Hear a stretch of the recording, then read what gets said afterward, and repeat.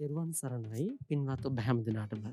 සදහවත්නි සසර පෙන්නති සත්වයෝ කොතනක ලොව ජීවත් වුවත් ඒ තථාගත දහම ජීවිතයට සමීප කරගෙන ඒ දහම ජීවිතයේ අවබෝධයෙන් යුතුව විඳමින් නිරන්තරයෙන්ම මෙලොව පරලොව සුගතිය නිර්මාණය කරගන්නවා. එවන් සත්පුරුෂයන් එක් වී ධර්ම දානමය පින්කමක් ලෙසින් සිදු කෙරෙන දායකත්ව දේශනාවක් මේ ආරම්භ වන්නේ. දේශනාව පවත්වන පූජනීය කෝරළයාගම සරණතිස්ස පින්වත් අපගේ ස්වාමින් වහන්සේ සාදුනාද පවත්වමින් පිළිගනිමු. සාදු සාදු සාදු. කැනඩාවේ ටොරොන්ටෝ නුවර පදිංචි නිශ්ශංක ප්‍රනාන්දු මහතා අනුරාධා කහවල මහත්මිය සහ ලවන්‍යා ප්‍රනාන්දු දියණිය අද මේ පින්කමට දායක වී කටයුතු කරනවා. මැදිරියට සහභාගී නොවුවත් විදෙස්ගතව මේ උතුම් වූ දේශනාව මේ පින්වත් සියලු දෙනාම ශ්‍රවණය කරනවා වගේම මුළු ලෝකයේ පුරා විසුරුවා හරින්නට ඒ ධර්ම දානමය පින්කමත් සිදු කරගන්නවා. එහෙමනම් එය ඊටාම පුණ්‍යානුමෝදනා පූර්වකව සිහිපත් කරමින් දේශකයන් වහන්සේට ආරාධනා කරමු මෙතෙන් සිට දේශනාව පවත්වන්න අවසරයි පින්වත් අප ස්වාමින් වහන්සේ. සාදු සාදු සාදු. සමන්තා චක්කවාලීසු අත්‍රාගච්ඡන්තු දේවතා සද්ධම්මං මුනි රාජස්ස සුනන්තු සග්ග මොක්ඛදං ධම්මස්සවන කාලු අයං බදන්තා ධම්මස්සවන කාලු අයං බදන්තා ධම්මස්සවන කාලු අයං බදන්තා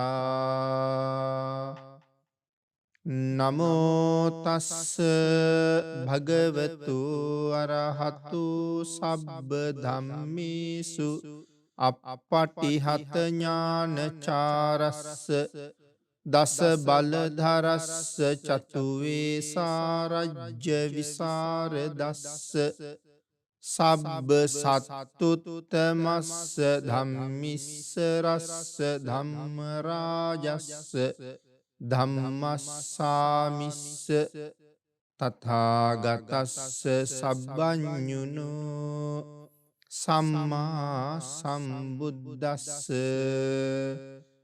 නමෝතස්ස භගවතු අරහතු සබ්බ ධම්මේසු අප්පටිහත ඥානචාරස්ස දස බලධරස්ස චතුවේ සාරජ්‍ය විසර දස්ස සබ්බ සත්තුත්තමස්ස ධම්මිස්ස රස්ස ධම්මරාජස්ස ධම්මස්සාමිස්ස තථාගතස්ස සබ්බඤුනෝ සම්මා සම්බුද්දස්ස නමෝතස්ස භගවතු අරහතු සබ්බ ධම්මේසු අප්පටිහත ඥානචාරස්ස දස බලධරස්ස චතුවේ සාරජ්‍ය විසර දස්ස සබ්බ සත්තුත්තමස්ස ධම්මිස්ස රස්ස ධම්මරාජස්ස ධම්මස්සාමිස්ස තථාගතස්ස සබ්බඤුනෝ සම්මා සම්බුද්දස්ස සද්ධර්ම ශ්‍රාවක කාරුණික ගුණගරුක බෞද්ධ පින්නතුනි බොහෝම ශ්‍රද්ධාවෙන් යුක්තව සියලු දෙනාම සූදානම් වෙන්නේ තිලෝගුරු ශාන්තිනායක සම්මා සම්බුදුරජාණන් වහන්සේ විසින් ලෝක සත්වයන් පිළිබඳව අසීමිත දයාවෙන් කරුණාවෙන් මෛත්‍රියෙන් යුක්තව අවබෝධ කරගෙන දේශනා කොට වදාළ පරම ගම්බීර වූ ශ්‍රී සද්ධර්ම රත්නයෙන් ඊ타මත්ම පුංචි කොටසක් දේශනා කරවගෙන ධර්ම ගෞරවය පෙරදරි කරගෙන දේශනාගත ධර්මයේ ශ්‍රවණය කරන්නත් එසේ ධර්ම ශ්‍රවණය කිරීමෙන් ලැබෙන අවවාද අනුශාසනා තම තමන්ගේ ජීවිතවලට එකතු කරගෙන වඩාත් නිවැරදි මෙලව ජීවිතයක් සකස් කරගන්නත් නිවැරදි වුණ මෙලව ජීවිතයක් තුළින් සුගතිගාමී වූ පරලොව ආයිති භවයකින් සැනසෙන්නත් අවසානයේ ප්‍රාර්ථනා කරන බෝධීන් සැප සහිත ප්‍රතිපදාවෙන් ඊ타ම ඉක්මන් භවයක උතුම් චතුරාර්ය සත්‍ය ධර්මය අවබෝධ කරගෙන මේ සංසාරයෙන් එතර වීමේ බලාපොරොත්තුවත් ඇතුව ඒ උතුම් බලාපොරොත්තු උතුම් ප්‍රාර්ථනා ධර්ම ශ්‍රවණානිසංසයත් ධර්ම දානානිසංසයත් මේ ජීවිත කාලය තුල ඔබ විසින් රැස් කරගත්ත සියලුම පුණ්‍ය ධර්මයන්ගේ ආනුභාවයත් හේතු වීම තුලින් වහවහා මුදුන්පත් වේවා කියලා ප්‍රාර්ථනා කරනවා. පින්නතුනි අද ධර්මදේශනාවේ මාතෘකාව හැටියට මම යොදා ගන්න කල්පනා කළේ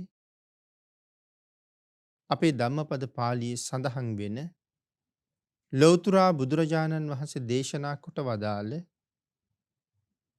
ඊතා උතුම් ගාථා රත්නයක්. මුහුත්ත මපිචේ විඤ්ඤූ පණ්ඩිතං පෛරුපාසති කිප්පං ධම්මං විජානාති ජීවහා සූප රසං යත. මේ ගාථා රත්නය බුදුරජාණන් වහන්සේ දේශනා කොට වදාළේ පාවෙය්‍යක භික්ෂූන් වහන්සේලා අරමුණු කරගෙන. මේ ගාථා රත්නයේ සරල තේරුම මුහුත්ත මපිචේ විඤ්ඤූ නුවණ ඇති කෙනෙක් පණ්ඩිතං පෛරුපාසති යම් මොහතක තවත් නුවණ ඇති පණ්ඩිතෙක් සේවනය කරන්නේ නම් කිප්පං ධම්මං විජානාති ඔහු වහවහාම ඒ පණ්ඩිතයා ඇසුරු කිරීම තුළින් මනාව ධර්මය අවබෝධ කරගන්නවා. කොයි වගේද? ජීවහා සූප රසං යත. මේ දිව ව්‍යංජනයෙහි රස වහාම හඳුනා ගන්නවා වගේ පණ්ඩිතයා තවත් පණ්ඩිතෙක් ඇසුරු කිරීම තුළින් වහාම ධර්මය අවබෝධ කරගන්නවා. ඒක තමයි මේ ගාථාවේ සරල තේරුම. එතකොට මේ විදිහේ ගාථාවක් අපේ බුදුරජාණන් වහන්සේ දේශනා කොට වදාළේ කොයි වාගේ අවස්ථාවක මොන වාගේ කාරණාවක් නිමිති කරගෙනද යන බව අපි මුලින් ටිකක් සාකච්ඡා කරමු. අපේ බුදුරජාණන් වහන්සේ එක අවස්ථාවක මේ උරුවෙල් දනව්ව බලා වැඩම කරන මොහොත. මේ කියන්නේ පින්නතුනි බුද්ධත්වයෙන් මුල්ම කාලේ භික්ෂූන් වහන්සේලා ප්‍රථම වතාවට ධර්මචාරිකාවේ වැඩම කරවලා අපේ භාග්‍යතුන් වහන්සේත් උරුවෙල් දනව්වට වඩිනවා. මේ වඩින ගමනේදී බුදුරජාණන් වහන්සේ ටිකක් විවේක ගැනීම සඳහා කපු හේනක නතර වෙනවා. කප්පාසික වන ලැහැබ කියලා හඳුන්වලා තියෙනවා. මේ කපු හේනේ හොඳට හෙවණ තිබුණ තැනක භාග්‍යතුන් වහන්සේ නතර වෙලා විවේකීව වැඩ ඉන්නවා. මේ කාලේ කොසල් රජුරුවන්ගේ ඥාති රාජකුමාරවරු 30 දෙනෙක් රාජකුමාරිකාවොත් සමග ආහාර පානත් අරගෙන විනෝද වීම සඳහා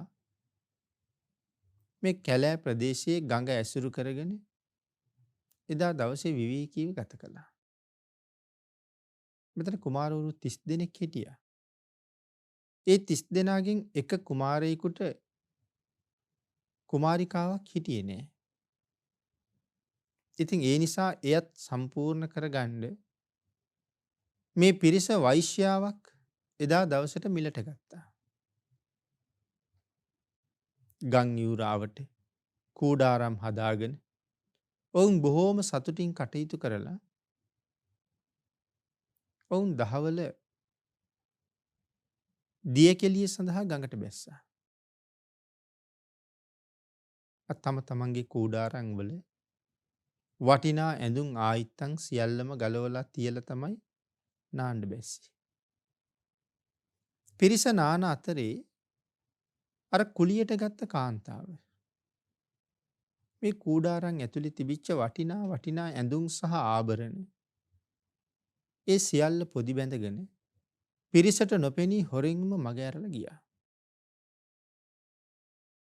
නාලා ගොඩ වෙලා බලහම සමහරුන්ගේ ඇඳුම් නැහැ. සමහර අයගේ ආභරණ නැහැ. හොයලා බලහම අර කුලියට ගත්ත කාන්තාවක් නැහැ. එහෙනම් ඇය තමයි මේ ඇඳුම් ආභරණ ටික සොරාගෙන යන්න ඇත්තේ. ඒ නිසා රාජකුමාරවරු ටික කුමාරියන් ගන් ඉවුරෙම නතර කරලා ඇය හොයන්න පටන් ගත්තා. මේ කපු හේනේ හැම තැනම ඇය කොහේ හෝ සැඟවිලා ඇද්ද?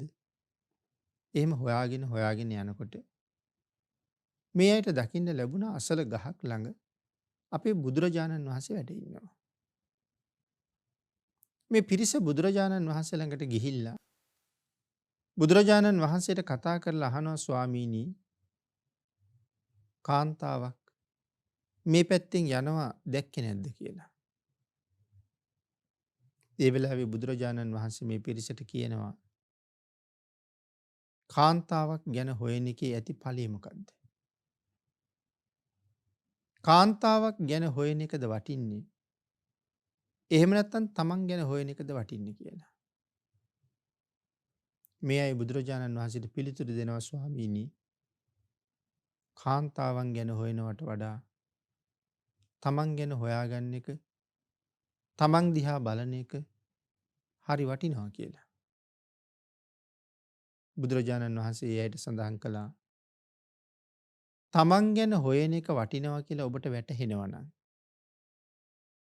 ඔබ ඔහොම වාඩි වෙන්න කියලා. ඒ වෙලාවේ ඒ පිරිස වාඩි වුණා එතන. අර කාන්තාව හොයන එක අත්හැරියා. ඊට වඩා මෙතන වාඩි වෙන එක තමන්ට මහත් යහපතක් වෙන බව ඔවුන් කල්පනා කරලා තිබුණා. අනිත් එක තමයි තමන්ගේ කුමාරිකාවන් පින්නතුනි ගන් යූරි. සමහර අයගේ සමහර ඇඳුම් අර කාන්තාව අරගෙන ගිහිල්ලා. සමහර කුමාරියන්ගේ ආභරණ අරගෙන ගිහිල්ලා. ඇඳුම් සහ ආභරණ හොයාගෙන එනකන් ඒගොල්ලෝ ඉවුරට වෙලා බලාගෙන ඉන්නවා.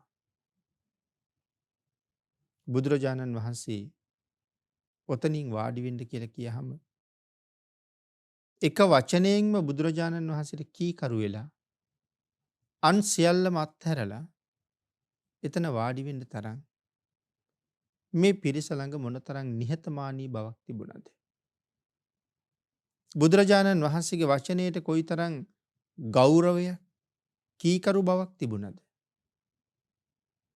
මෙවන් දේශනාවන් ඇතුළේ එවන් කරුණු බොහොමයක් අපට කල්පනා කරන්න ඉඩ තියෙනවා. එතන වාඩි වෙච්ච සියලු දෙනාටම අපේ බුදුරජාණන් වහන්සේ ධර්ම දේශනා කළා. ඒ ධර්ම දේශනාව අවසානයේ මේ කුමාරවරු 30 දෙනාම ඒහි භික්ෂුභාවයෙන් පැවිදි උපසම්පදාව ලබන්න තරම් වාග්ය ලැබුවා. සියලු දෙනාම බුදුරජාණන් වහන්සේ ළඟ 이르දිමය පාත්‍රාසිවුරු ලබලා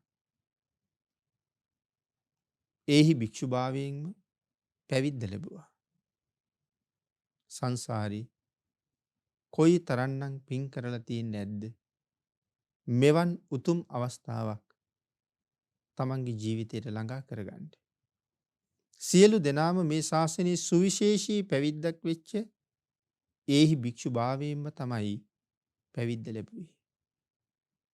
ඔවුන් ළඟ එවන් උතුම් කුසල් පෙර භවවල රැස් කරලා තියෙන බව භාග්‍යතුන් වහන්සේ මනාව දන්නවා. බුදුරජාණන් වහන්සේ යම් වචනයක් ප්‍රකාශ කළොත් ඒ වචනයට එකහෙලාම මොවුන් කීකරු වෙන බවත් බුදුරජාණන් වහන්සේ දන්නවා. ඒහි භික්ෂුභාවයෙන් පැවිදි උපසම්පදාව ලබාපු මේ සියලු දෙනාම පස්සේ කාලේ බුදුරජාණන් වහන්සේ වැඩ ඉන්න තැනක වස්වාසය කරන්න තීරණය කළා. බොහෝ දුර බැහැර ගෙවාගෙන බුදුරජාණන් වහන්සේ වැඩ ඉන්න සැවැත් නුවරට වස් වැසීම සඳහා වඩින ගමන අතරතුර උන්වහන්සේලාට පොඩි ප්‍රමාදයක් ඇති වෙලා තිබුණ නිසා සැවැත් නුවරට ළඟා වෙන්න බැරුව ගියා. සැවැත් නුවරට යනවනම් තවත් දින 6ක් පමණ ගමන් කළ යුතුයි. නමුත් ඊට කලින් වස් එළඹෙන කාලය උදා වුණා. නැවත වතාවක් බුද්ධ ප්‍රඥප්තියට ගරු කළා. ඒ බුද්ධ ප්‍රඥප්තියට මනාව ගරු කරමින් වස් එළඹෙන කාලයේ ළඟා වෙලා දිනය ළඟා වෙලා නිසා වස් වාසය කරන්න සුදුසු තැන් පිළියෙල කරගෙන උන්වහන්සේලා මග වස් වැසීමේ කාර්ය ආරම්භ කළා. 3 මාසයක් තමන් සකස් කරගත්ත සකසලා දුන්න මේ කූටාගාරවල උන්වහන්සේලා වස් සමාදන් වුණා. ඉන්දියාවට මේ කාලේ තද වැහි වහින කාලේ. බොහෝම සතුටින් ඊටාම සමගිව ඔවුනොවුන් කෙරෙහි ප්‍රිය ඇහින් බලමින් මොහොතක්වත් නිකරුණේ නාස්ති නොකොට උන්වහන්සේලා බොහෝ ගුණ පුරා ගත්තා. ධර්මයේ තුල බොහෝ පොහොසත් වුණා. පැවිදි කෘත්‍ය මනාව පූර්ණේ කරගත්තා. මෙහෙම කටයුතු කරමින් යනකොට වස් කාලයත් ඉවර වුණා. මහා පවාරණයෙන් පවාරණය කරපු ගමන්ම උන්වහන්සේලා තීරණය කළා වසට කලින් භාග්‍යතුන් වහන්සේ දැක ගන්න බැරි වුණත් වස් නිමා වෙච්ච ගමන්ම භාග්‍යතුන් වහන්සේ වෙන ප්‍රදේශයකට වඩින්න කලින් අපි බුදුරජාණන් වහන්සේ මුණ ගැහෙන්න වඩිමු. එහෙම කියලා ගමන පිටත් වුණා. පින්නතුනි තවත් දවස් 6ක් විතර කල් යනවා සවැත් නුවරට ළඟා වෙන්න. හැබැයි හැමදාම වහිනවා. මාරු කරගන්න වෙන සිවුරු නෑ. තියෙන සිවුරම පමණයි පරිහරණය කරන්න වෙන්නේ. මාර්ගයත් ඊටාම දුෂ්කරයි. 3 මාසයක් තිස්සේ වැහැපු වැහිවලට පාරවල් කැඩිලා ගිහිල්ලා. වලවල් හැරිලා. කඳු නගින තැන්වල නැගලා යන්න බොහෝම අමාරුයි.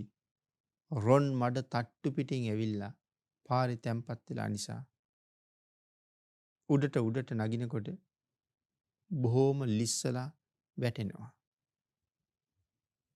කටු මුල් උල් ආදී වතුරෙන් ගහගෙන ඇවිල්ලා හැම තැනම රැඳිලා. පායට බොහෝම වේදනයි. සමහර තැන්වල පාර කැඩිලා මහ විශාල වලවල්. සඳහන් කරනවා ඒ වලවල් වලට බැහැලා එකන් වෙනකොට නිසීදන මාසය දක්වා තෙමෙනවා කියලා. මොකද්ද මේ නිසීදන මාසය කියලා කියන්නේ? ඉඳ ගන්න මාස. අපි වාඩි වෙනකොට බිමට පිහිටනවා නම් ශරීරයේ යම් මාංශ කොටසක් ඒ තමයි නිසීදන මාංශය කියලා කියන්නේ. ඉතින් නිසීදන මාංශය දක්වා තෙමෙනවා කියලා කියන්නේ යටත් පිරිසෙන් ඉන ළඟට එනකන් වතුර තියෙනවා මේ වලවල් වල. අනික ධාරානිපාත වැහි තවම පායලා නැහැ. විටින් විට වහිනවා. වැස්සටත් තෙමෙනවා. එහෙම තමයි මේ ගමන යන්නේ. දවස් 6ක් ඊටාම දුෂ්කර ගමනක්. ඒ දුෂ්කර ගමන ගෙවාගෙන බුදුරජාණන් වහන්සේ මුණ ගැහෙන්න ගිහිල්ලා බුදුරජාණන් වහන්සේට වන්දනා කරලා ඉවර වුණාට පස්සේ බුදුරජාණන් වහන්සේ මේ භික්ෂුන් වහන්සේලාත් එක්ක ටික වෙලාවක් සතුටු සාමීචී කතා බස් කළා. ආගිය තොරතුරු සාකච්ඡා කළා. වස් කාලයේ කොහොමද? උන්වහන්සේලා සඳහන් කළා බොහෝම හොඳින් වස්සානේ අපි ගත කළා ස්වාමීනි. සිව්පසයෙන් අඩුවක් තිබුණේ නැහැ. ලෙඩ රෝග වලට ගොදුරු වුණේ නැහැ. වෙනත් බාහිර අතුරු ආන්තරාවක් කරදරයක් අපිට තිබුණේ නැහැ. මේ වස්තුම් මාසය අපි අපේ ජීවිතවලට හොඳ සාධාරණයක් කරගත්ත මනා වූ කාල පරිච්ඡේදයක්. මේ විදිහට උන්වහන්සේලා කරුණු සඳහන් කළා. අපේ බුදුරජාණන් වහන්සේ එදත් මේ භික්ෂුන් වහන්සේලාට දහම් දේශනා කළා. මුල් දේශනාව අහලා එදා කප්පාසික වනල හැබිදි සියලු දෙනාම අරහත්වයට මෙහා මාර්ගඵල ලබලා හිටියේ. කවුරුවත් රහත් වුණෙත් නැහැ. කවුරුවත් පෘථග්ජන ගෝත්‍රයක නතර වුණෙත් නැහැ. එහෙනම් සෝවාන් භවයේ ඉඳලා සකදාගාමි අනාගාමි මේ ආදී මාර්ගඵල වලට ළඟා වෙච්ච අය. නමුත් එදා බුදුරජාණන් වහන්සේ මේ භික්ෂූන් වහන්සේලාට කරපු දේශනාව අහලා ඒ භික්ෂූන් වහන්සේලා සියලු දෙනාම සිව්පිලි සිඹියාපත් මහරහතන් වහන්සේලා බවට පත් වුණා. බුදුරජාණන් වහන්සේට වන්දනා කරලා නැවත වතාවක් උන්වහන්සේලා අහසින්ම වැඩම කළා. දවස් 6ක් පයින්ම වැඩපු භික්ෂූන් වහන්සේලා නොයෙක් දුෂ්කර මාර්ගවල ආපහු වඩිනකොට අහසින්ම වැඩම කළා. අපේ බුදුරජාණන් වහන්සේ මේ භික්ෂූන් වහන්සේලාට රහත් වීම උදෙසා අනමතග්ග සංයුක්තයේ තමයි එදා දේශනා කොට වදාළේ. අනමතග්ග සංයුක්තය කියලා කියහම මොකද අර භික්ෂූන් වහන්සේලාගෙන් භාග්‍යතුන් වහන්සේ ඇහුවනේ මහණෙනි වස් කාලේ හොඳින් ගත කළාද කියලා. උන්වහන්සේලා සඳහන් කළා බොහෝම හොඳින් වස් කාලේ ගෙව්වා ස්වාමීනි. ස්වාමීනි වස් කාලේ නම් අපිට කිසිම කරදරයක් දුකක් පීඩාවක් තිබුණේ නැහැ. නමුත් ස්වාමීනි වස් පවාරණය කරලා ජේතවනාරාමයට එන්න පිටත් වෙච්ච මේ ගමනේදී දවස් 6ක් කාලය තුල පුදුම දුෂ්කර ගමනක් ස්වාමීනි ආවේ.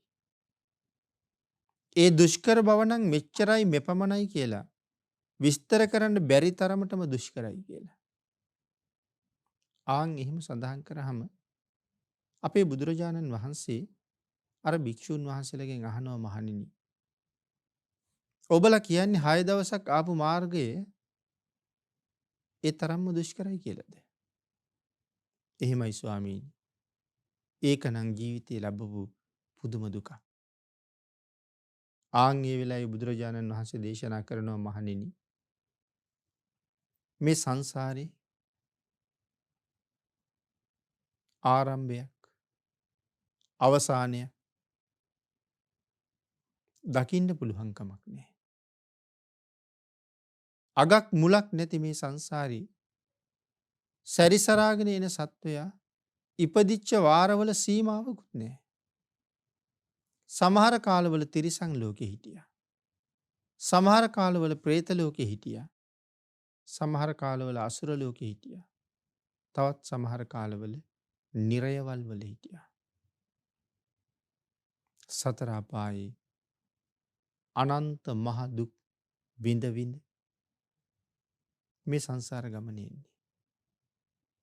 මනුලව ඉපදුනත් මනුලවදී විඳින්න තියෙන දුක් කරදර සීමාවක් නැහැ. ආත්මෝපක්‍රම මූලක දුක්ඛ. සමහර අය කරදර වලින් මිදෙන්න බැරි වෙච්චාම, කරදර දරා ගන්න බැරි වෙච්චාම, හිතේ උපදින දුක වේදනාව යටපත් කරගන්න බැරි වෙච්චාම, තමන්ගේ ජීවිතේ තමන් විසින්ම විනාශ කරගන්නවා. මේකට තමයි කියන්නේ ආත්මෝපක්‍රම මූලක දුක්ඛ කියලා. තමා විසින්ම යොදන ලද උපක්‍රමයකින් ජීවිතේ විනාශ කරගෙන. මේ ලෝකයේ එහෙම සියදිවි හානි කරගන්න තරම් හේතු වෙන සිත් තැවුල් වේදනාවල් තියෙනවා. පුද්ගලයා වැඩියෙන්ම ප්‍රිය කරන්නේ තමන්ගේ ජීවිතේටනේ. එතරම්ම ප්‍රිය කරපු තමන්ගේ ජීවිතේ තමන්ටම එපා වෙන්න තරම් කොයිතරම් හිත් තැවුලක් මොන වගේ වේදනාවක් තියෙන්නේ නැද්ද? එහෙම කරගත් අය එදත් හිටියා. අදත් සමාජයේ ඉන්නවා. ඊළඟට පරෝපක්‍රම මූලක දුක්ඛ. අනුන් නිසා විඳින්න වෙන දුක් ගැහැට. සීමාවක් නැහැ. මෙතෙක් ජීවිතේ කවදාවත් විඳලා නැති. ඒ විතරක් නෙමෙයි. සමහර දඬුවමක් පිළිබඳව ඇහුවත් බය උපදවන තරම් නොඑක ආකාරයේ වද වේදනා කරදරකම් කටළු තියෙනවා. ඒ නොයේ කරදර කම්කටොළු වලට අපේ ජීවිත කාලේ අපි මූණ දෙනවා. පෙර කරගත්ත කර්ම ශක්තිය නිසා ඒ ජීවිතයේ වර එක බොහෝම දියුණුවටපත් වෙනවා. තව වර එක වේලට කෑමක් නැතුව අසරණ වෙනවා. මේක සංසාරේ හැටි. පරෝපක්‍රම මූලක දුක්ඛ කියලා කියහම බාල පණ්ඩිත ආදී සූත්‍රවල සඳහන් කරලා තියෙනවා මෙලොව රජවරු වැරදිකරුවන්ට දඬුවම් කරන්නේ කොහොමද කියලා. සාමාන්‍ය කෙනෙකුට හිතා ගන්නවත් බැරි විදිහේ මහා දුක් කන්දරාවක් තමයි ඒ රජවරු දඬුවම් කරනවා කියන එකත්. කොයි වාගේ දඬුවම්ද? සමහර වෙලාවට රජුරුව වැරදිකාරයෙක් අල්ලගත්තාම බොරළු ගෙනල්ලා ඔලුවට දාලා ඒ බොරළු වලින් ඔලුව අතුල්ලනවා. කෙස් ටික ගැලවිලා, හම ගැලවිලා, මස් ගැලවිලා අහකට ගියහම ඔලු කට්ට බොරළු දාලා මදිනවා කියලා සඳහන් කරනවා. හක් ගෙඩියක් වගේ වෙනකන්. මේ කාරණාව අහගෙන ඉන්න ඔබට පහසුයි. නමුත් ඒ වේදනාව විඳින්න වුණොත් ඒක කොහොම ඉවසන්නද? එමෙ හිතලා බලන්නකෝ. ඊළඟට මහරජුරුව සමහර හොරෙකු දඬු කඳට දානවා. අය නැගිටලා එහෙම යන්න පුළුවන් කමක් නැහැ. මහ ගිනි අවුවේ පිච්චි පිච්චි ඉන්න වෙනවා.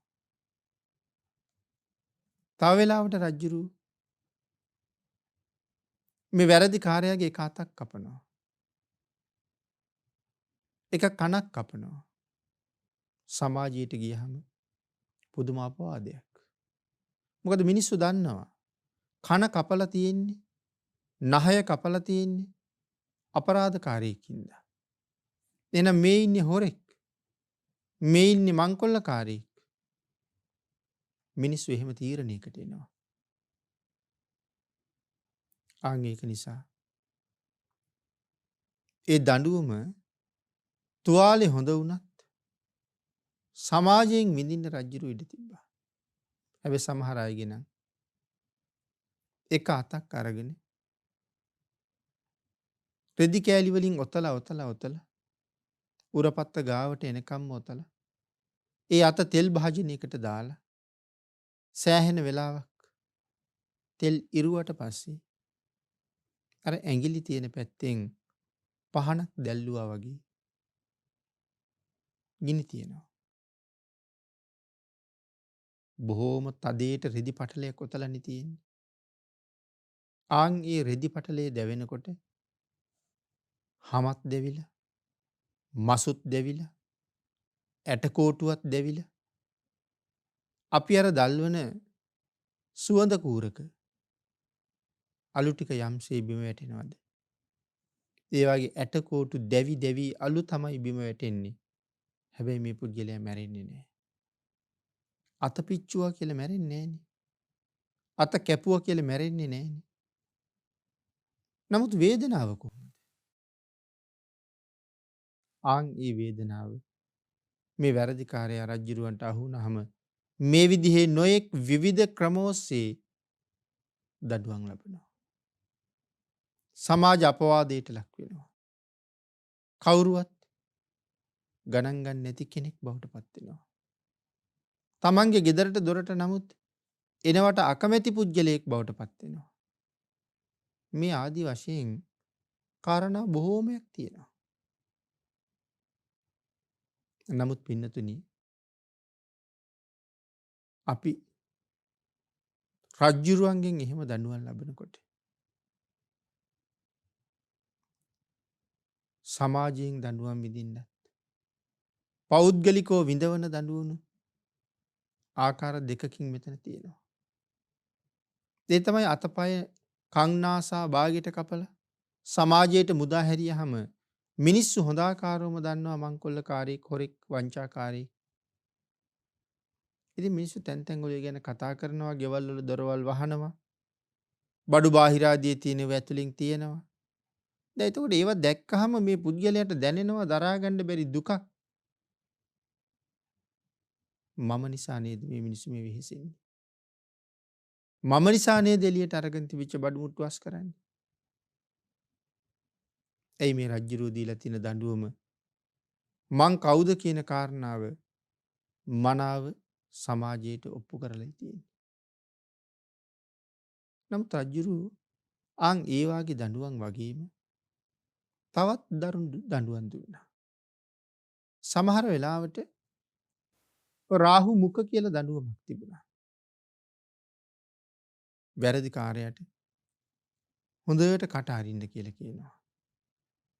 කට ඇරියහම අර දත් අණු දෙකට අහු වෙන්න මොකක් හරි ආධාරකයක් තියහම ආයෙ කට වහන්න බෑ. ඊට පස්සේ හොඳට කට ඇරලා ඉන්නේ. පහනක් පත්තු කරලා යටිතල්ලි තියෙනවා. නැත්නම් කට ඇතුලේ තියෙනවා. එතනින් එහාට ඔබට විස්තර කරන්න ඕනේ නෑනේ අමුතුයි. කොහොමද මේ වේදනාව කියලා? කට ඇතුලේ පහන තියහම ඒ පහනට වැඩි සුලං වදින්න තැනකුත් නැහැ.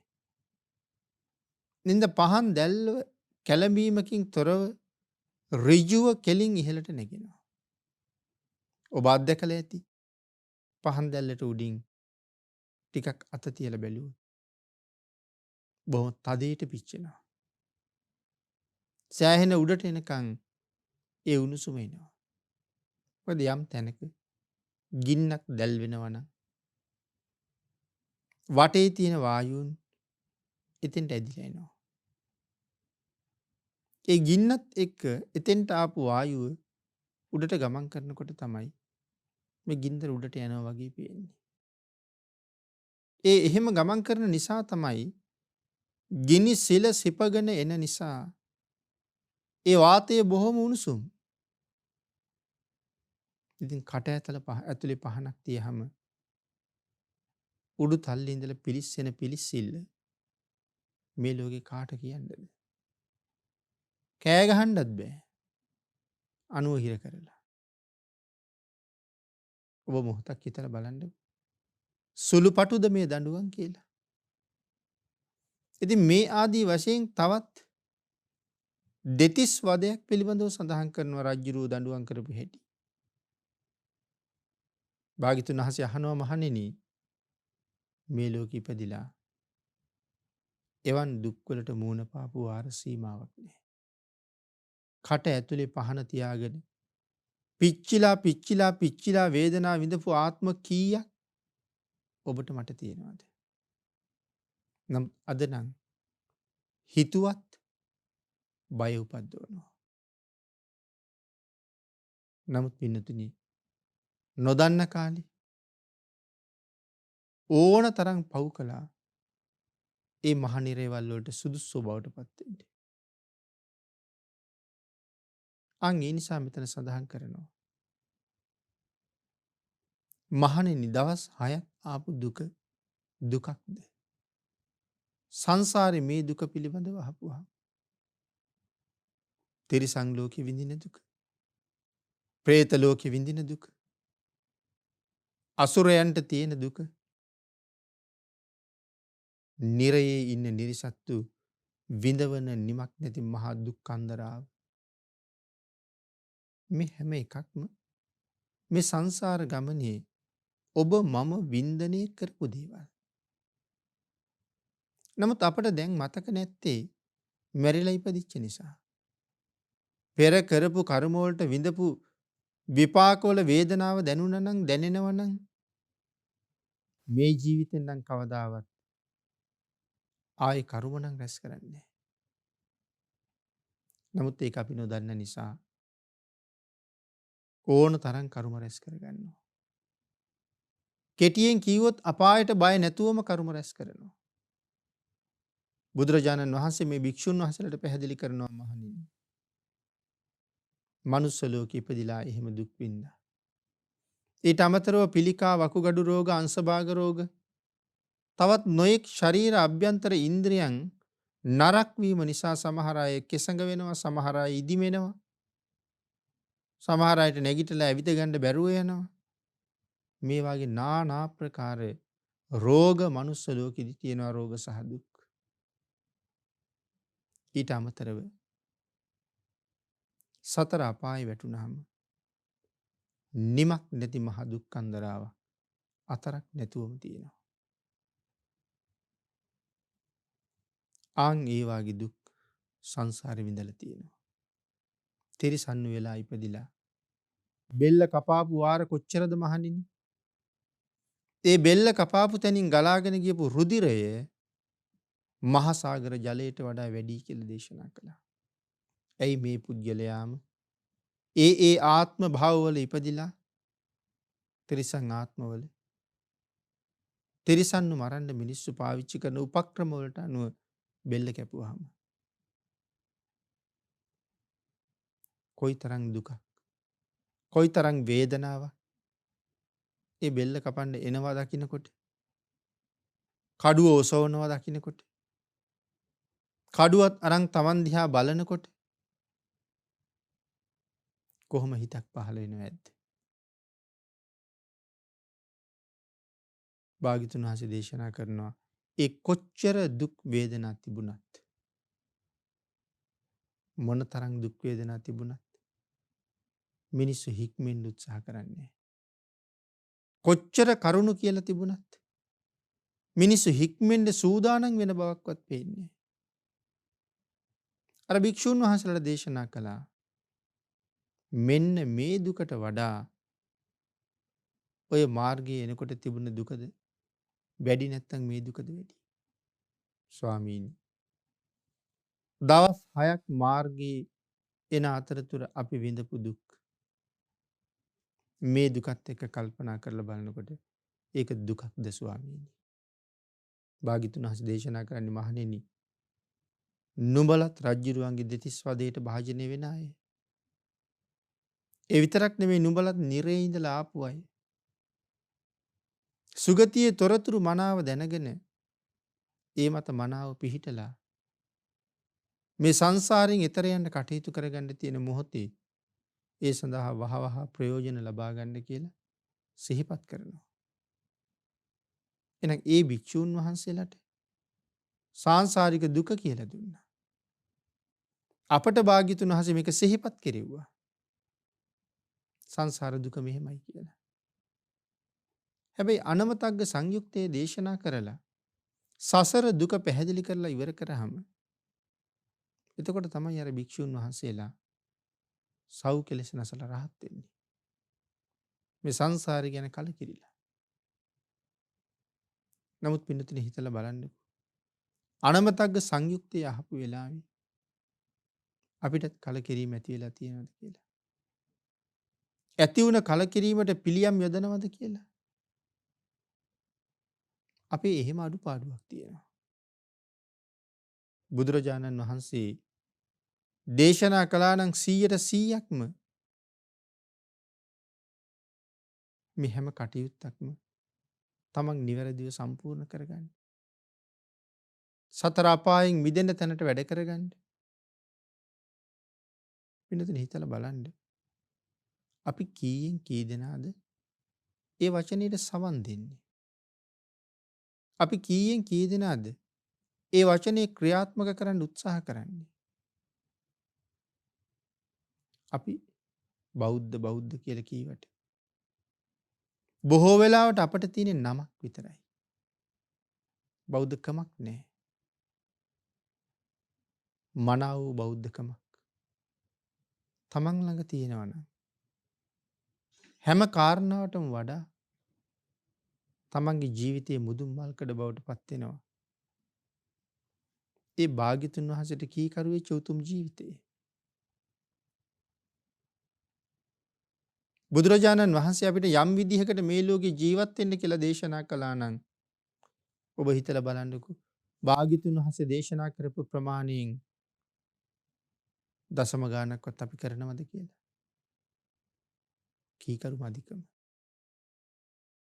ආන් ඒකයි අපිට මේ සංසාරේ මෙච්චර දිගට එන්න වෙලා තියෙන්නේ. මීට කලින් බුදුවරු වුණ තරම් මුණ ගැහුණා. මීට කලින් අපේ බුදුරජාණන් වහන්සේත් අපට මුණ ගැහෙන්න ඇති. දැන් භාග්‍යතුන් වහන්සේ පිරිනිවන් පාලත් අවුරුදු 2000 ගාණක් ගත වෙලානේ. ඔය අතරේ මේ බුද්ධාන්තරයේම පෙරත් අපි උපදින්න ඇති. නමුත් අපට බැරි වුණා භාග්‍යතුන් වහන්සේගේ පණිවිඩය ජීවිතයට ළඟා කරගන්න. ඒකේ ප්‍රතිඵලයක් හැටියට තමයි අනාදිමත් කාලයක් සංසාරේ අපි මේ තාමත් සැරිසරන්නේ. ඊළඟට පින්නතුනි භාග්‍යතුන් වහන්සේ අනමතග්ග සංයුත්තේ පැහැදිලි කරලා ධර්ම දේශනා කරාම අර භික්ෂුන් වහන්සේලා සියලු දෙනාම සිව්පිලි සිඹියා සහිතව රහත් වෙලා භාග්‍යතුන් වහන්සේට වැඳලා අහසින්ම වැඩම කළා. පස්සේ කාලේ ධම්සභා මණ්ඩපේ රැස් වුණ භික්ෂුන් වහන්සේලා සාකච්ඡා කර කර හිටියා. බුදුරජාණන් වහන්සේ මුණ ගැහෙන්න පාගමනින්ම වැඩම කරපු පාවීයක භික්ෂුන් වහන්සේලා ආපහු වැඩි 39ම අහසින්මයි කියලා. ඔය ගැන කතා කර කර ඉන්නකොට තමයි අපි බුදුරජාණන් වහන්සේ ධම්සභාවට වැඩම කරන්නේ. වැඩම කරලා අහනවා මහණෙනි මා එන්න කලින් කතා කර කර හිටියේ මොන වගේ කාරණාවක්ද? ස්වාමීනි එදා පාගමනින් වැඩපු භික්ෂුන් වහන්සේලා සියලු දෙනාම ආපහු වැඩි අහසින්මයි ස්වාමීනි. මේ පාවීයක භික්ෂුන් වහන්සේලා සසුන් ගත වෙලා ලොකු කාලයක් නෑ. දීර්ඝ කාලීනව භාවනාව දියුණු කරගෙන සංසාරයෙන් එතර වෙන්න තැනට එනකන් ප්‍රගුණ කරගන්න තරම් වුන්ට කාලයක් නෑ. මොකද ළඟක පැවිදි වෙච්ච අය. නමුත් ආපහු වඩිනකොට අහසින්ම වඩින්න තරම් තැනකට එන්න සංසාරේ මොන මොන වගේ හේතු සම්පatti එන්නේ නැද්ද? අපේ බුදුරජාණන් වහන්සේ දේශනා කරනවා. මහණෙනි මේ අනවරාග්‍ර වූ සංසාරේ සැනසෙල්ල පිහිට සරණක් තියෙනවා නම් ඒ භාග්‍යතුන් වහන්සේ පෙන්වන මාර්ගයෙන් පමණයි කියලා. ඉතින් අර භික්ෂුන් වහන්සේලාට මේ භික්ෂුන් වහන්සේලාගේ කීකරුකම බුදුරජාණන් වහන්සේ මනමින් පැහැදිලි කළා. ඇයි මේ අය මෙහෙම කීකරු වුනේ? දේශනා කළ ආද විතරක් නෙමෙයි. මහණෙනි මේ භික්ෂුන් වහන්සේලා 39 පෙරත් මට බොහොම කීකරුයි. අදත් කීකරුයි මට මීට පෙරත් කීකරුයි. දැන් භාග්‍යතුන් වහන්සේට කීකරු වෙනවා කියලා කියන්නේ මොකද්ද? කීකරු වෙනවා කියලා කියන්නේ දේශනා කරපු මාර්ගය ඒ විදිහටම පිළිපදිනවා කියන එක. පින්නතුනි දැන් මේ අහසින්ම මේ භික්ෂුන් වහන්සේලා වැඩියා. නමුත් උන්වහන්සේලාට ඒ තරම් කීකරුකමක් කොහොමද ඇති වුනේ? දැන් කප්පාසික වන්ල හැබිදි කාන්තාවක් ගැන හොයනවට වඩා තමන් ගැන හොයන එක වටින්නේ නැද්ද කියලා අහපුවාම එහෙමයි ස්වාමීනි තමන් ගැන හොයන එක වටිනවා. එහෙනම් වාඩි වෙන්න දරුවනේ කියහම බිරින්දෑවරු ගැන හිතුවේ නෑ. එතනම වාඩි වුණා. බුදුරජාණන් වහන්සේ දේශනා කරනවා මහණෙනි. එතරම් කීකරුකමක් ඇති වුණේ කොහොමද කියලා දහන්නේ. මේ පිරිස මේ ජීවිතේ විතරක් නෙමෙයි මහණෙනි. පෙරත් මගේ වචනයට බොහොම ගරු කරපු අය. පෙරත් මගේ වචනයට බොහොම කීකරු වෙච්ච අය. ඒ අතීත කතාව මොකක්ද කියලා අහනකොට මහත් තුන්ඩිල ජාතක කතාව දේශනා කොට වදාලා. ඒ විස්තරේ තියෙන්නේ තුන්ඩිල ජාතක කතාවේ. මහා තුන්ඩිල ජාතකයේ. එතකොට මහා තුන්ඩිල ජාතක කතාවේ සඳහන් කරන විදිහට භාග්‍යතුන් වහන්සේ දේශනා කරනවා එදා ඌරෙකුගෙන් බණ අහලා. ඊටාම කීකරු වෙලා. ඒ ධර්මයේ පිළි අරගෙන වැරදි සියල්ල අත්හැරලා පංචශීල ප්‍රතිපදාවට එන්න මේ පිරිසට පුළුවන් වුණා. එදා පංචශීල ප්‍රතිපදාවට එන කාලේ ඔවුන් බේබත් සුරා සොඳුන්. නමුත් ඒ සුරා මතය බේබදුකම අත්හැරලා දාලා ඌරෙක් විසින් පන්සිල් ගැන කියලා දෙනකොට මේ පිරිස කවුද කියලා දෙන්නේ කියන කාරණාව ගැන හිතුවේ නෑ. මේ උතුම් පන්සිල් ආරක්ෂා කළ යුතුයි නම් ඒ පන්සිල් ආරක්ෂා කරන්න යොමු විය යුතුයි කියලා තමයි ඒ සිල් ආරක්ෂා කරන්න පටන් ගත්තේ. මහණෙනි භාග්‍යතුන් වහන්සේ පින්නතුනි දේශනා කරනවා. එදා අබුද්ධෝත්පාද කාලයක ඌරු මුවින් දේශනා කරපු පංචශීලයේ සහ ධර්මය අහලා සිල් මත පිහිටලා හික්මිලා උතුම් වූ පංචශීලයේ මත තමන්ගේ මුළු ජීවිත කාලයම ගත කරලා කටයුතු කරපු පින තමයි පයින් ආපු භික්ෂූන් වහන්සේලා ධර්ම ශ්‍රවණය කරලා මහරහතන් වහන්සේලා බවට පත් වෙලා අහසින්ම වැඩම කළේ. ඒකට ප්‍රධාන හේතුවක් පෙර සංසාරේ රැකගත්ත පංචශීලය. අදත් ඔබේ මගේ නිත්‍ය සීලයේ පන්සිල්. භාග්‍යතුන් වහන්සේට කීකරුව ඒ උතුම් සිල්පද පහ රැකගත් අය ලබලා තියෙන මෙවන් ජයග්‍රහණ. ලබලා තියෙන මෙවන් ආශිර්වාද ආනිසංස. ඒ උතුම් සිල් ආරක්ෂා කිරීමේ ප්‍රතිඵලය අද මෙනෙහි කරලා නිතර නිතර මෙනෙහි කරලා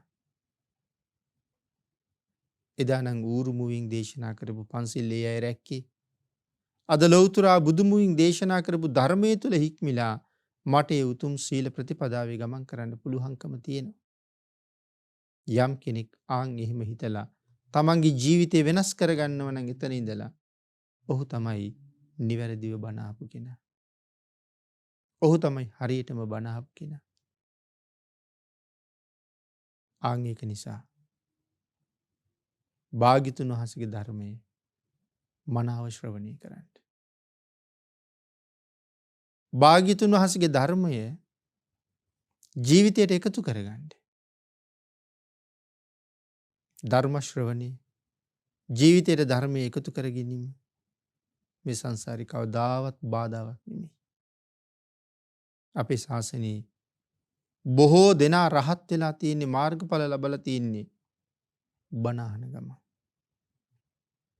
ඒ ධර්ම ශ්‍රවණය මොනතරම් ශ්‍රේෂ්ඨද? එhmenan ඒ ධර්මයේ තුල තම අන්තර්ගත වෙලා තියෙන්නේ මේ පන්සිල් උල්ලංඝනය කරන්න එපා කියන කාරණාව. මුහුත්තම අපිචේ විඤ්ඤු පණ්ඩිතයෙකුට පණ්ඩිතෙක් හම්බුනහම පණ්ඩිතං පෛරුපාසිත කිව්වේ ඒකයි. කිප්පං ධම්මං විජානාති. ඔහු ඔහුගෙන් ඉගෙන ගන්නෙම ධර්මය. ඔහු ඔහුගෙන් ධර්මය වහවහ ඉගෙනගෙන නිවැරදි මගට පිළිපදින්න උත්සාහ කරනවා. අසත්පුරුෂයෙකුට අනුවණයෙකුට පඬිතෙක් මුණ ගැහුණට තේරුමක් නැහැ. නුවණැත්තෙකුට නුවණැත්තෙක් මුණ ගැහෙන්න ඕනේ. නුවණ තියෙන නිසා තමයි එදා ඌරේ පන්සිල් දේශනා කළත් ඒ මහ බෝසතාණන් වහන්සේ මෙදත් භාග්‍යතුන් වහන්සේ මුණ ගැහිලා කීකරුකම නිසා කප්පාසික වන්නල හැබිදි මහලාභයක් ලබලා නැවත වස්සාන අවසානයේ බුදුරජාණන් වහන්සේ මුණ ගැහිලා ධර්ම ශ්‍රවණය කරලා සියලු සසර දුක් නිවා කරගත්තා. පඬිතයට පඬිතෙක් මුණ ගැහුණාම ඔහු වහවහා ජීවිතයට ගත යුත්තේ අරගන්නවා. කොයි වගේද? පඬිතයන්ගේ මුණ ගැහිම ඔවුන්ට ආශිර්වාදය. දිව වහවහා ව්‍යංජනී රසය හඳුනනවා වගේ සත්පුරුෂයා සත්පුරුෂයාගේ වටිනකම හඳුනනවා. සත්පුරුෂයෝ කවදාවත් මොනම හේතුවකින්වත් සත්පුරුෂයා අතහැරලා යන්නේ නැහැ. ගැහුවත් බැන්නත් යන්නේ නැහැ. මොකද තමන්ගේ නිවනත් තමන්ගේ ලාභයත් සසර සුවයත් මෙතන තියෙන බව මනාව දන්න නිසා. ආන්ගේ නිසා ඔබත් උත්සාහ කරන්න. භාග්‍යතුන් වහන්සේට කීකරු වෙලා භාග්‍යතුන් වහන්සේගේම ශ්‍රාවකයෙක් බවට පත් වෙන්න. අනාදිමත් කාලයක් ඔබත් මමත් මේ සංසාරේ ඇවිද ඇවිද එනවා. නමුත් පින්නතුනි තුනුරුවන්ට කීකරු වෙන්න බැරි වෙච්ච නිසා මේ වෙනකොටත් බුදුවරු දහස් ගණනක් අපිට පහුවෙලා. මේ අවස්ථාවත් අත්හැර ගන්න නැතුව තුනුරුවන්ට කීකරු වෙලා භාග්‍යතුන් වහන්සේ දේශනා කරපු හැම වචනයක්ම තමන්ගේ ජීවිතය තුළ ඔප්නං වගන්න උත්සාහ කළොත් ඒ පුජ්‍යලයා මෙලොව පරලොව දෙකම සතුටට පත් වෙන කෙනෙක්. මෙලොව පරලොව දෙකම ධර්මානුකූලව සතුටින් ගත කරලා සිනහමුසු මුහුණින් සංසාරයෙන් එතර යන්න තුනුරුවන්ගේ ආශිර්වාදයෙන් ඔබ සියලු දෙනාටම භාග්‍ය වාසනාව උදා වේවා කියලා ආශිර්වාද කරනවා. පින්නතුනි අද ධර්මදේශනාවේ දායකත්වයේ දරනවා කැනඩාවේ ටොරොන්ටෝ නුවර පදිංචි නිශ්ශංක ප්‍රනාන්දු මහත්මයා, අනුරාධා කහවල මහත්මිය සහ ලවන්‍යා ප්‍රනාන්දු දියණිය විසින් උතුම් අරමුණ පවුලේ මියගිය සියලුම ඥාතීන්ට පුණ්‍යානුමෝදනා කිරීම. ඊට අමතරව නිශ්ශංක ප්‍රනාන්දු මහත්මයාගේ දෙමව්පියන්ට, අනුරාධා කහවල මහත්මියගේ දෙමව්පියන්ට නිදුක් නිරෝගී සුවය දීර්ඝායුෂ ලැබේවා. ලවන්‍යා ප්‍රනාන්දු දියණිය ඇතුළු පවුලේ සියලු දෙනාටමත් සහෝදර සහෝදරියන් සහ නෑදෑ හිත මිතුරන්ටත් නිදුක් නිරෝගී භාවයේ චිරජීවනයේ ලැබේවා කියලා නිශ්ශංක ප්‍රනාන්දු මහත්මයා ඇතුළු පවුලේ පිරිස පින් අනුමෝදන් කරලා ආශිර්වාද කරනවා. දේශනාවේ දායකත්වයේ දරන නිශ්ශංක මහත්මයා ඇතුළු සියලු දෙනාටමත් පින් අනුමෝදන් කළ ධර්ම ශ්‍රවණය කළ සියලු දෙනාටමත් උතුම් තුනුරුවන්ගේ ආශිර්වාදය ලැබේවා. සද්ධර්ම දානානිසංසය නොඅඩුව ලැබේවා. ඒ උතුම් කුසලයේ ආනුභාවයෙන් ඊ타ම ඉක්මන් භවයක ඊ타මත්ම කෙටි කාලයකින් සැප සහිත ප්‍රතිපදාවකින් චතුරාර්ය සත්‍ය ධර්ම අවබෝධයෙන් සැනසෙන්න ලැබේවා කියලා ප්‍රාර්ථනා කරනවා. ආකාසට්ඨා ච බුම්මට්ඨා දේවා නාග මහිද්దికා පුඤ්ඤන්තං අනුමෝදිත්වා චිරං රක්ඛන්තු ලෝක සාසනං දේවෝ වස්සතු කාලේන සස්්‍ය සම්පත්ති හේතුච පීතෝ භවතු ලෝකෝ ච රාජා භවතු ධම්මිකෝ.